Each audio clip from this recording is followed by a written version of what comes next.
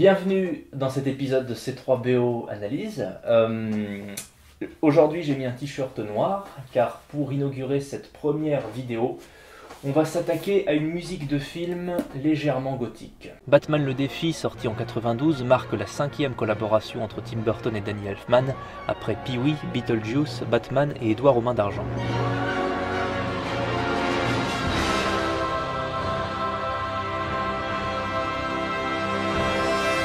Le film démarre avec la naissance d'Oswald Cobblepot, un riche héritier de Gotham rejeté par ses parents à cause de sa difformité, mais recueilli par des pingouins vivant dans les égouts et par un cirque de terroristes. Un peu plus tard, on fait la connaissance de Max Schreck, un homme d'affaires véreux et influent, que le pingouin va kidnapper en le menaçant de divulguer plusieurs de ses crimes. En échange de son silence, le pingouin demande à Schreck d'user de son pouvoir pour le faire ériger aux yeux du monde à travers une mise en scène héroïque et lui permettre de jouir de la vie dont il a toujours été privé. Mais Batman a quelques doutes sur cette nouvelle coqueluche et décide de mener l'enquête. Parallèlement, on rencontre Selina Kyle travaillant pour Schreck et qui mène une vie pas très marrante. Entre les réflexions machistes de son patron, son agression par un clown et sa routine de célibataire, on couronne le tout avec une défenestration.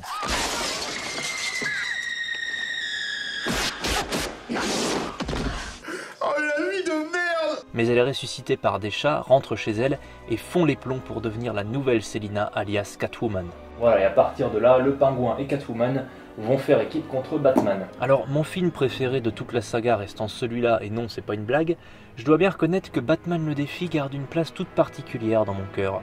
Bah oui, c'est avec ce film que j'ai connu mes premières terreurs nocturnes en me demandant si le pingouin allait rentrer chez moi en passant par les toilettes, mais ce fut également une découverte musicale très forte, à la fois source de peur et d'émerveillement, et qui continue à me travailler 20 ans plus tard. Voilà, donc en fait ce sera plus une thérapie qu'autre chose dans cette vidéo. Passons maintenant au thème de Batman. Alors Batman, je sais pas comment vous jouez ce thème. Est-ce qu'on le prend lentement ?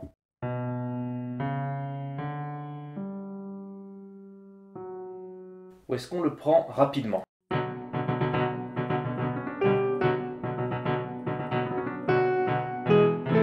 Bah oui, parce qu'en fait c'est un thème qu'on peut jouer à deux vitesses, ce qui n'est pas toujours le cas. Vous prenez le thème de Superman composé par John Williams, et bah, il sera toujours joué avec ce caractère dynamique. Le thème de Batman est donc joué lentement pour les passages ténébreux et mélancoliques,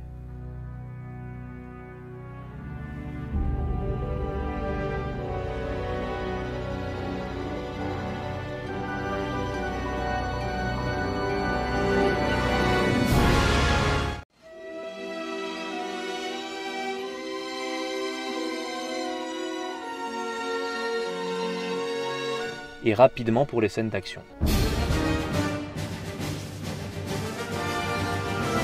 C'est aussi un thème qui module beaucoup, c'est-à-dire que je démarre dans une tonalité pour arriver dans une autre.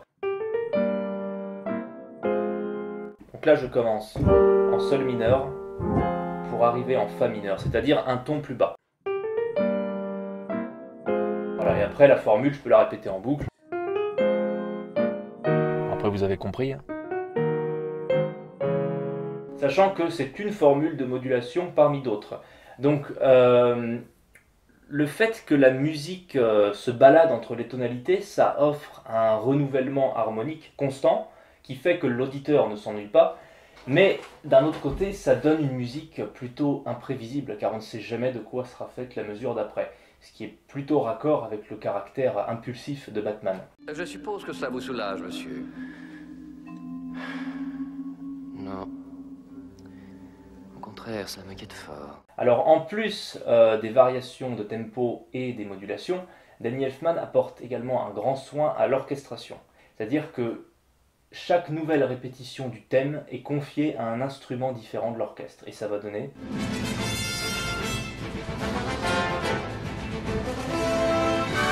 Donc là on a une vraie conversation entre les instruments avec la trompette qui joue dans l'aigu, le tuba et le trombone dans le grave, puis enfin le cor dans le médium. Donc il varie à la fois les instruments et les registres. Mais Danny Elfman ne se contente pas de répéter le thème de manière isolée puisqu'il en fait également un canon, c'est-à-dire...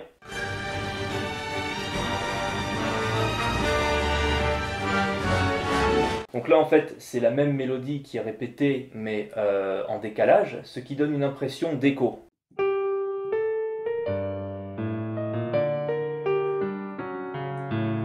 Donc là, c'est un canon plutôt classique que je vous ai joué, Mais Danny Elfman en écrit également des plus complexes, avec le thème qui est joué à plusieurs vitesses en même temps, comme ici par exemple.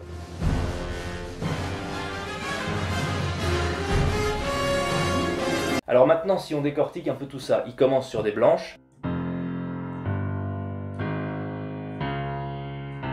La deuxième entrée, c'est sur des triolets de croche. Et enfin, il termine avec des triolets de noir. Et tout ça mis en canon.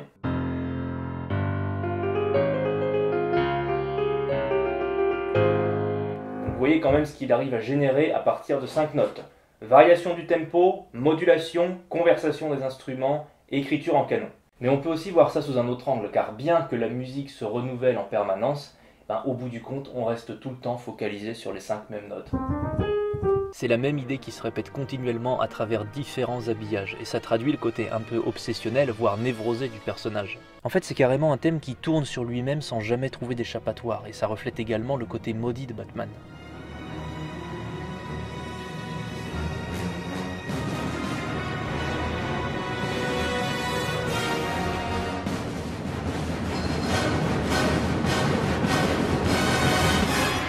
Et pour continuer avec les personnages maudits, on passe maintenant au thème du pingouin.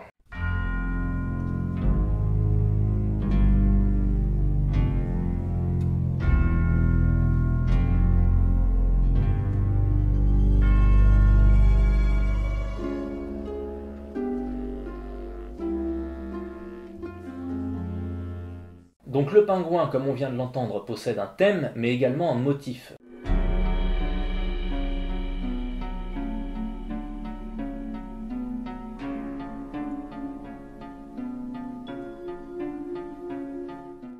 Alors, est-ce qu'on est bien sûr de la différence? Bon, déjà, c'est quoi un motif?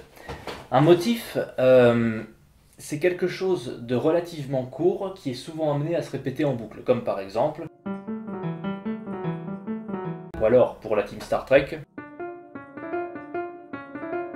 Voilà, donc c'est court et ça se répète. A contrario d'un thème qui lui a vraiment un début, un milieu et une fin. Je vous prends un exemple complètement au hasard.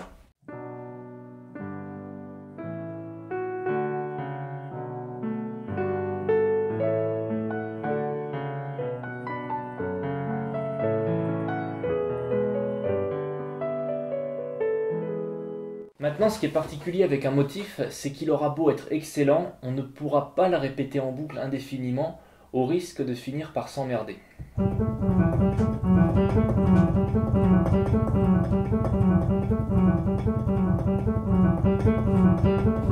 vous avez compris. D'où l'intérêt de le faire interagir avec d'autres éléments.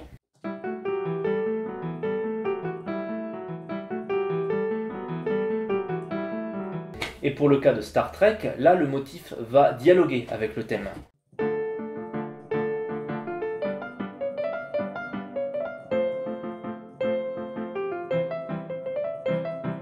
Mais pour le pingouin c'est un peu différent, car là pour le coup le motif est complètement autonome.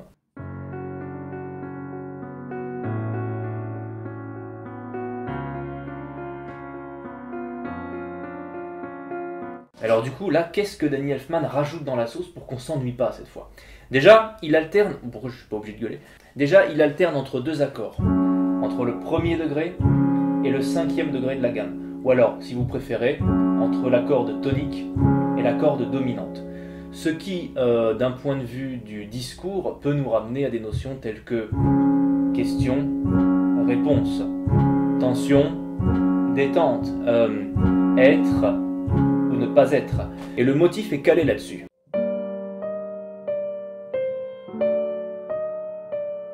Là déjà on a un motif qui se parle à lui-même et à partir de là, la machine peut durer beaucoup plus longtemps. Et à partir de ces deux accords, on a d'autres voix qui émergent, dont la basse qui a son propre discours. Et enfin, le motif est écrit sur des noirs.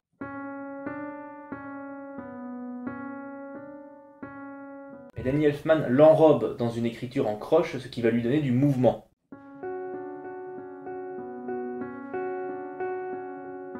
Donc c'est un motif qui fonctionne de manière autonome car en fait il est très très bien entouré. Mais c'est pas parce que le motif marche bien tout seul que Danny Elfman va se priver de le faire interagir avec le thème, bien au contraire.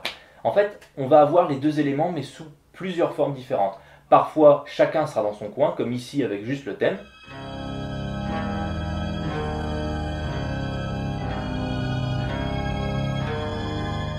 Et parfois, ce sera que le motif tout seul.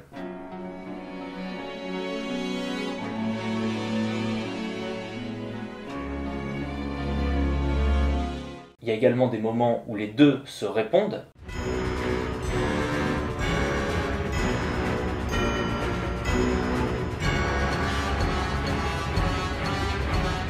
Et il y a même une scène où Danny Elfman superpose le thème et le motif, c'est pour la naissance du pingouin.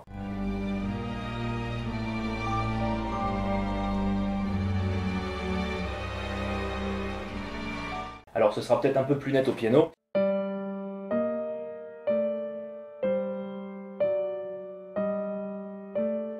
D'ailleurs, à mon avis, c'est pas pour rien qu'il a choisi pile ce passage pour jouer les deux en même temps. En fait, on dirait que le motif et le thème sortent du ventre en même temps que le pingouin, quoi. C'est le petit pack de naissance, si vous voulez. Passons maintenant à l'orchestration du pingouin qui est principalement caractérisée par les bois.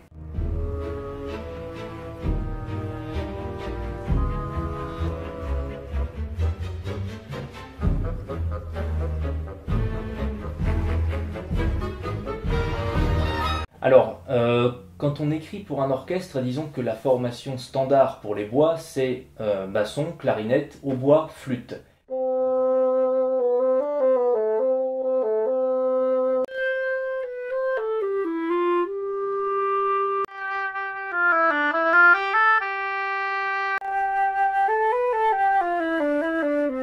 Mais quand vous commencez à écrire des notes relativement graves, qui ne sont pas atteignables par les instruments de base, et ben vous appelez leur grand frère, à savoir le contrebasson, la clarinette basse, le cor anglais et la flûte alto.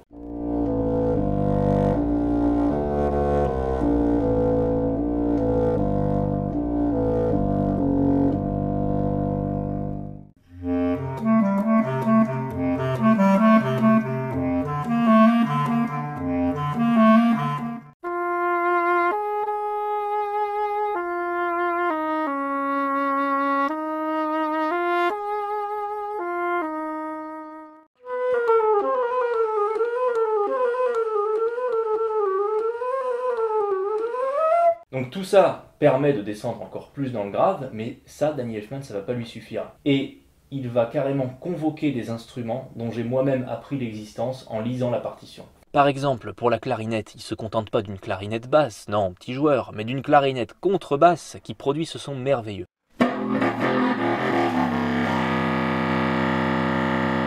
Pareil pour le hautbois, pourquoi se contenter d'un cor anglais quand on peut prendre un Eckelphone, et là vous en avez 3 pour le prix d'un.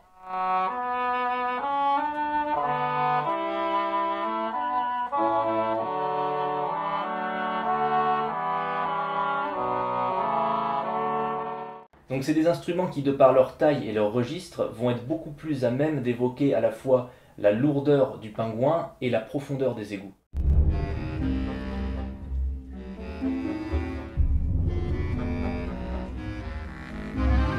Mais le pingouin, c'est pas que des bois, c'est aussi une harpe. Vous savez, cet instrument tellement poétique associé aux anges et aux fées. Bon bah là ça va être un tout petit peu différent. Déjà, il demande à ce que les notes soient jouées près de la table, c'est-à-dire sur cette partie de l'instrument. Et écoutons un peu la différence de son.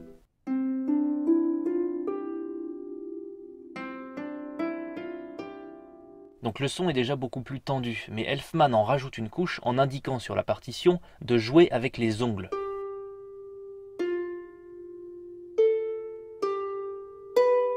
Et alors en plus, quand toutes les notes sont jouées dans le grave, ben voilà ce que ça donne.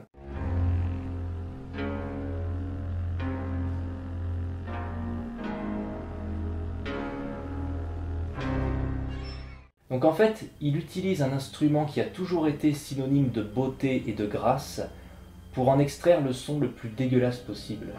Et ça, c'est très burtonien comme approche. Tim Burton, c'est les jouets qui mordent, c'est les poupées qui fondent. Donc vous voyez que jusque dans sa manière d'écrire pour les instruments, Danny Elfman adopte un comportement qui rappelle Tim Burton. D'ailleurs, à ce sujet, il y a une réplique du film qui est plutôt intéressante.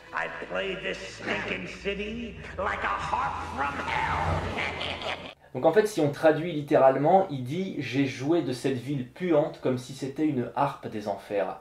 Et ça m'a frappé en entendant cette réplique parce que c'est fou comme le terme convient bien à l'instrument. On a bel et bien l'impression d'entendre une harpe qui vient des enfers.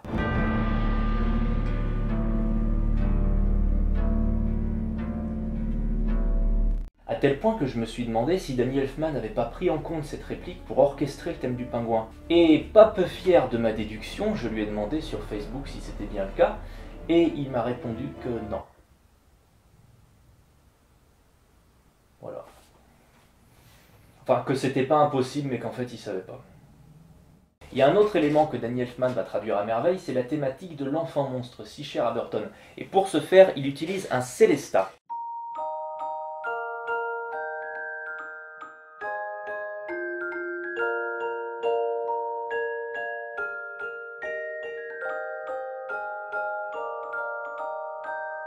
Donc tout ça c'est très mignon, mais étant donné qu'on est chez le pingouin, le Célestat risque d'avoir une autre gueule, en l'occurrence celle-ci.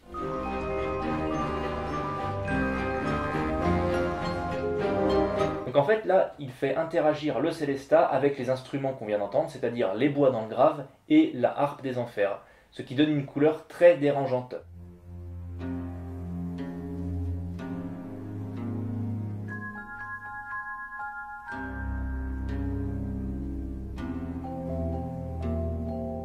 On a un conflit en fait entre l'innocence du Célestat et la puanteur des instruments dans le grave. Et c'est ce qui fait tout l'intérêt de ce mélange. On a l'impression d'entendre une boîte à musique complètement difforme qui elle aussi viendrait des enfers. Alors après qu'on nous mette un Célestat pour le passage où il est bébé, ok, mais pourquoi le conserver par la suite quand il est adulte ? Je crois que la réponse est assez simple. Le pingouin c'est un enfant qui n'a pas grandi. Il suffit de voir son accoutrement qui est plus proche du pyjama et du bavoir qu'autre chose, ou alors de son jouet en forme de canard qui lui servira de véhicule par la suite. Donc au-delà de l'aspect horrifique, son thème est teinté d'une forme de mélancolie avec cet instrument. Rappelons quand même qu'en remontant à la surface, le pingouin cherche d'abord à retrouver la trace de ses parents et savoir d'où il vient. Ce qui nous mène à une scène qui, selon moi, est peut-être l'une des plus belles choses qu'ait composé Danny Elfman dans toute sa carrière. Voilà, comme ça on est tranquille.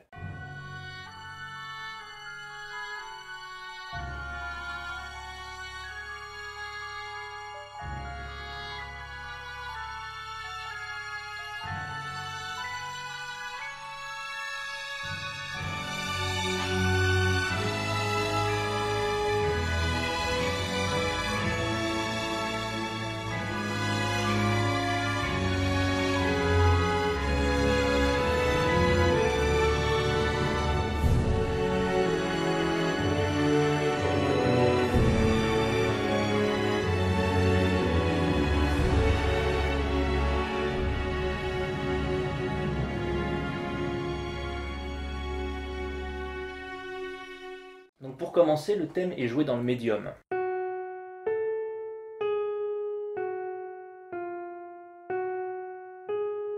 Ce qui est plutôt rare avec le pingouin en général, même les 3/4 du temps, on est dans le grave.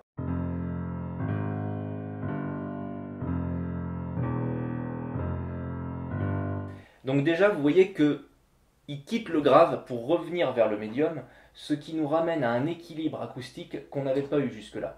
Deuxièmement, il rajoute des notes au thème du pingouin.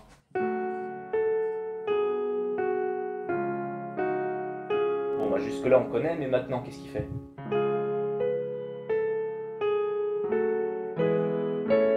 C'est nouveau ça, mais dites-moi en plus !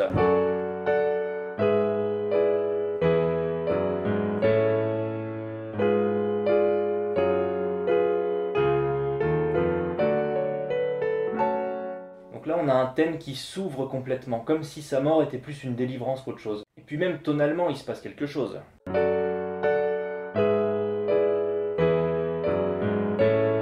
C'est la première fois avec le pingouin qu'on pose le pied dans une tonalité majeure, à contrario de mineur. Et pour couronner le tout, on retrouve le Célestat.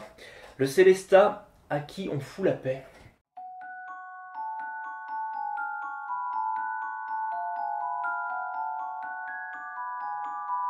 On lui fout la paix dans le sens où il n'est plus enlaidi par d'autres instruments, que ce soit la harpe des enfers ou les bois dans le grave. Là, il perd de sa couleur horrifique et retrouve une forme d'innocence. Donc, si on résume un peu crûment, c'est au moment où le pingouin meurt que son thème devient beau. Et ça fait mal. On passe maintenant au thème de Catwoman.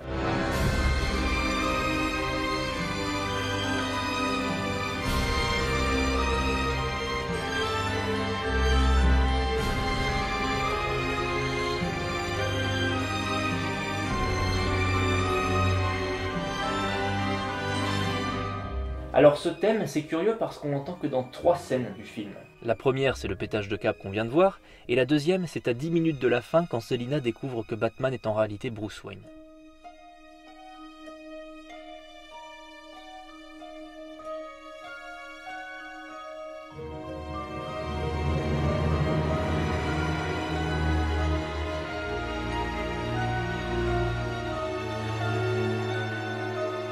Et on entend ce thème une dernière fois quand Bruce croit l'avoir aperçu dans une ruelle mais ne récupère qu'un chat noir lui évoquant le souvenir de Catwoman.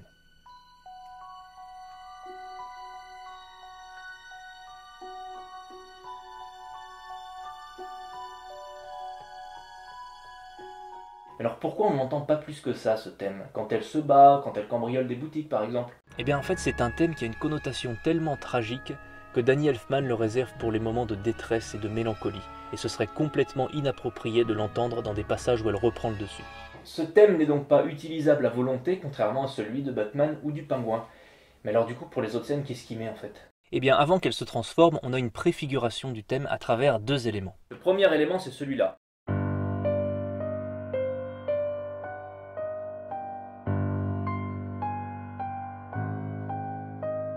Donc mélodiquement, on est assez proche du thème, mais c'est pas encore ça. Les notes sont dans le désordre, on fait des pauses, donc c'est un thème qui se cherche encore. De plus, les notes sont groupées par 7.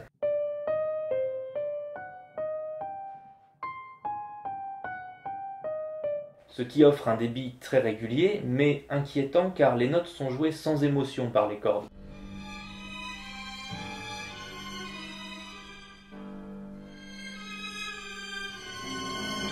D'ailleurs, c'est pas compliqué, sur la partition, ils mettent sans émotion et psychotique. Bah voilà. C'est pour ça. Cet élément, on le retrouvera de manière plus sensuelle quand elle décapite des mannequins, ou alors quand elle flirte avec Batman. On passe maintenant au deuxième élément.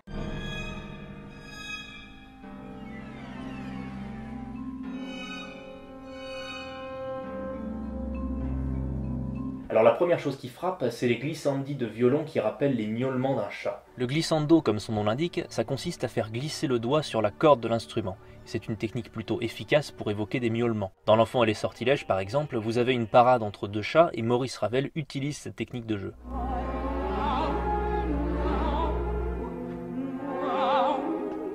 Sauf qu'aucun chat ne miaule dans ce registre. À part un chat qu'on égorge peut-être. Donc une fois de plus, Danny Elfman déforme le son pour en donner une couleur horrifique. Et ici, on retrouve les miaulements avec un côté plus joueur.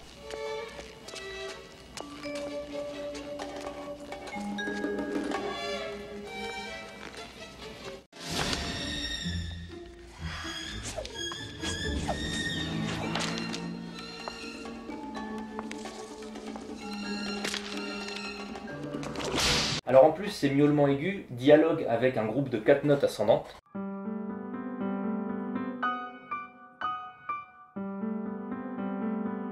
Qui n'est autre que la fin du thème en fait. Donc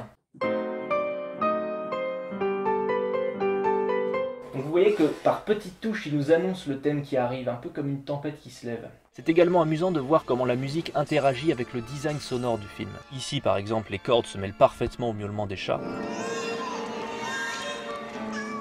Et dans d'autres cas, elle se rapproche plus d'un crissement de griffes. Donc Danny Elfman arrive à fusionner le miaulement et le coup de griffe à travers une seule idée musicale.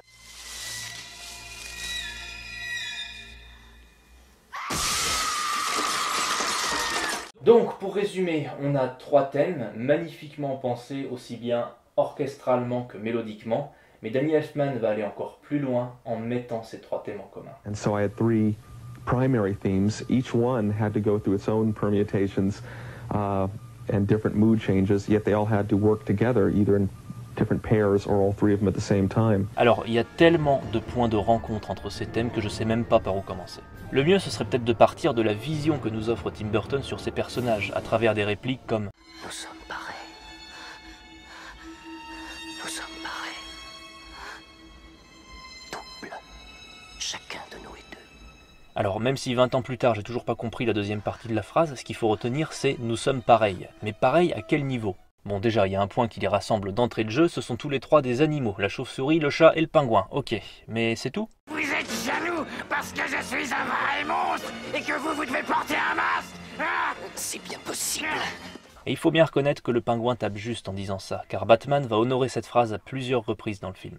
Alors, on sait bien que Batman, c'est pas un enfant de cœur, mais là, on arrive à un stade où il a plus grand chose à envier à ses ennemis en matière de cruauté, et puis surtout, c'est la seule fois dans toute la saga où on le voit qui tue avec le sourire.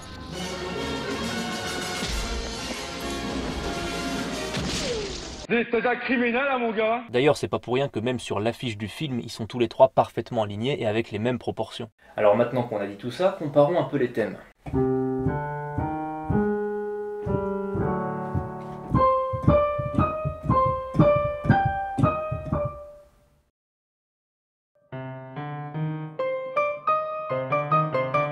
Tiens, c'est marrant, il démarre avec les mêmes notes. Enfin, c'est marrant, moi ça me fait pas rire du tout. Je dirais même que ça m'inquiète.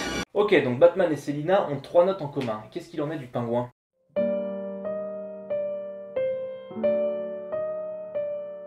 Alors là, les notes ne sont pas dans le même ordre, mais ça reste les 3 mêmes notes. Toutes comprises dans un intervalle de tierces mineures. Donc là, on peut voir qu'il y a un cousinage dans l'essence même de leur thème, mais parfois c'est le thème d'un des personnages qui est camouflé chez l'autre. Prenons la scène du pingouin qui envoie son armée dans l'eau.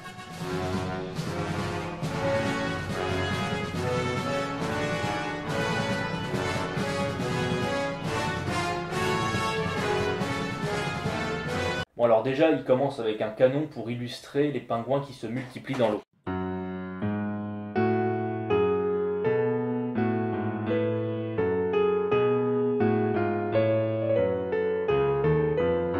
Voilà, une marche militaire en canon, ça c'est cadeau. Mais c'est pas là où je veux en venir.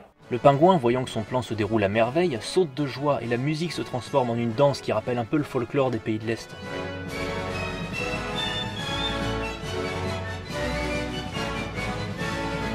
Voilà, donc on ressent toute la jubilation du pingouin à travers cette musique.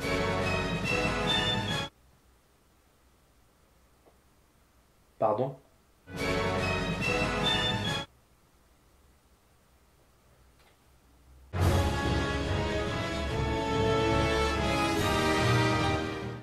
Alors, peut-être que là je surinterprète, et que Danny Elfman avait aucunement l'intention d'évoquer Batman dans cette scène.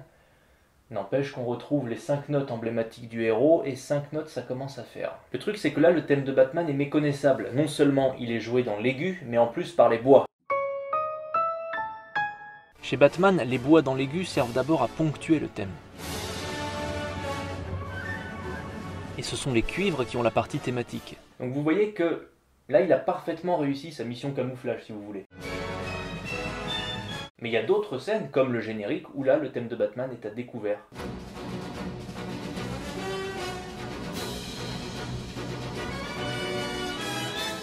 Ici on est dans les égouts, c'est-à-dire l'univers du pingouin, et c'est le thème de Batman qu'on entend.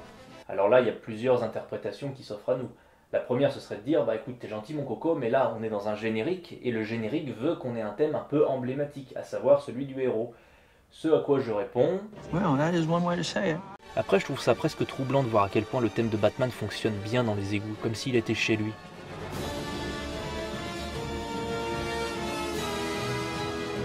Sachant que Bruce et Oswald ont un point commun dès leur naissance, ils viennent du même milieu social, et comme le fait justement remarquer Max Schreck, Si ses parents ne l'avaient pas viré, vous l'auriez eu comme compagnon de chambre dans votre école privée. ou alors, peut-être qu'on a tout simplement affaire à une musique qui préfigure leur rencontre. On est à un stade de l'histoire où Batman et le pingouin sont encore bébés, et la musique nous suggère déjà un affrontement.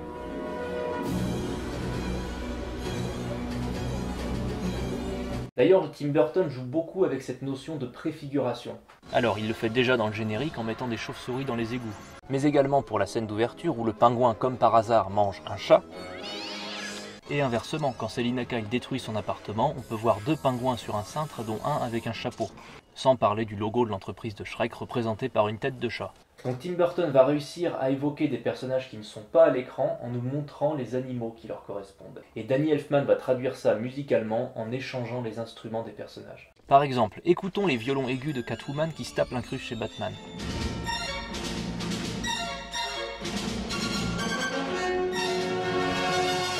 Ou encore cette sonorité pingouinesque quand Selina trouve sa griffe en métal. Après que le gang du Triangle Rouge ait piraté la Batmobile, on entend le thème de Batman joué par un orgue de cirque.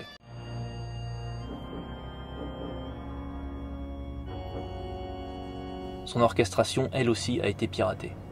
Et pour finir, dans la scène où les deux méchants font équipe, le motif du pingouin est joué avec l'habillage orchestral de Catwoman.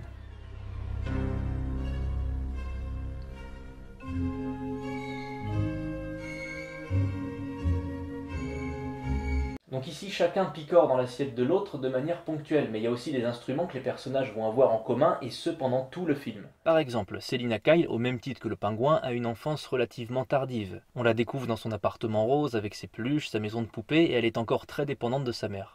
Pourquoi ne m'as-tu pas rappelé?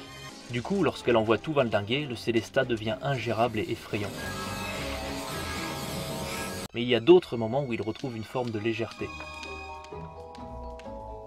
Le pingouin et Catwoman sont donc reliés par la thématique de l'enfance, d'où le Célestat. Et enfin, notre chère harpe des enfers est commune aux deux méchants du film. Comme on a pu le voir chez le pingouin, elle a une fonction mélodique, mais chez chez Catwoman, je veux dire, elle sert à ponctuer le thème, ce qui lui donne, c'est marrant comme lapsus, j'ai dit Batman au lieu de Catwoman alors qu'en fait les trois sont un peu liés quelque part. Donc du coup, oui, chez Catwoman, la harpe des enfers sert à ponctuer le thème, ce qui lui donne un côté à la fois psychotique et badass. Alors pour rester dans la galerie des méchants, il y en a un dont on n'a pas beaucoup parlé, c'est Max Schreck. C'est normal parce qu'en fait il n'a pas de thème. Alors que pourtant, niveau machiavélisme, il se pose là. Max Schreck, c'est celui qui ment et manipule avec des contractions et qui n'hésite pas à tuer ceux qui lui barrent la route et en étant en plus satisfait de ses meurtres. Du coup, l'absence de thème est parfaitement appropriée car elle nous fait beaucoup mieux ressentir sa froideur. J'en claque des dents, monsieur le maire. Selina Kyle, elle aussi, est privée de musique pendant une partie du film, mais pour d'autres raisons. C'est pour mieux nous faire éprouver sa solitude et le poids des situations. J'ai une suggestion à vous faire.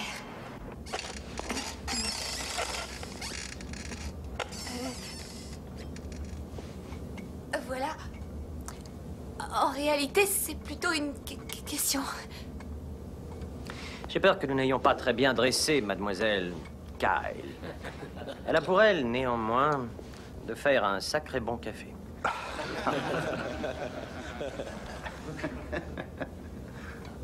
De plus, la musique de l'ancienne Selina est composée à partir de bruits peu séduisants du quotidien, comme le bruit du métro qui passe,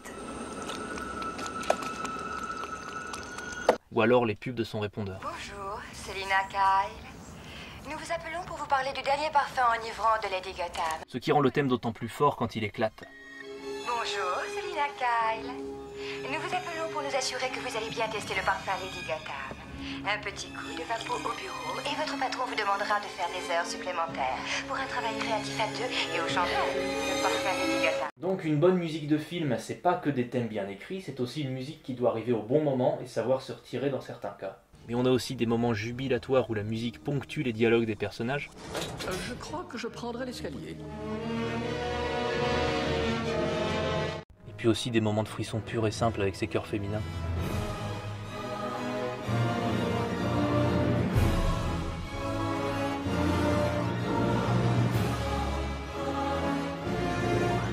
D'ailleurs, Danny Elfman commence à écrire pour les chœurs de manière significative à partir d'Édouard aux mains d'argent, sorti un an plus tôt.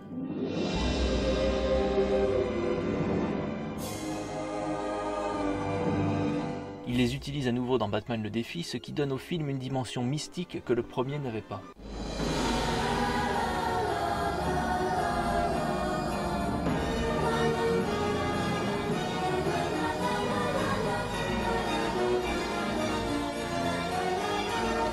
Danny Elfman a d'ailleurs confié être tombé sous le charme de ce genre d'écriture vocale en écoutant le Requiem de Gabriel Fauré.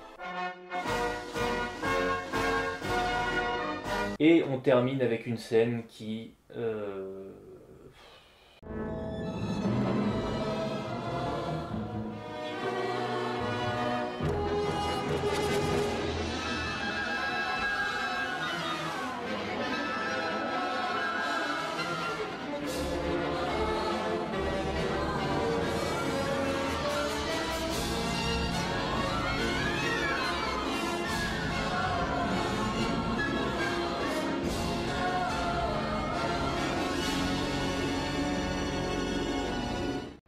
C'est quand même bien fait. Bah écoutez, c'est la fin de cet épisode, j'espère que ça vous a plu, que vous avez appris des choses. Moi en tout cas j'ai pris beaucoup de plaisir à faire cette vidéo. Et bah écoutez, je vous dis peut-être à bientôt.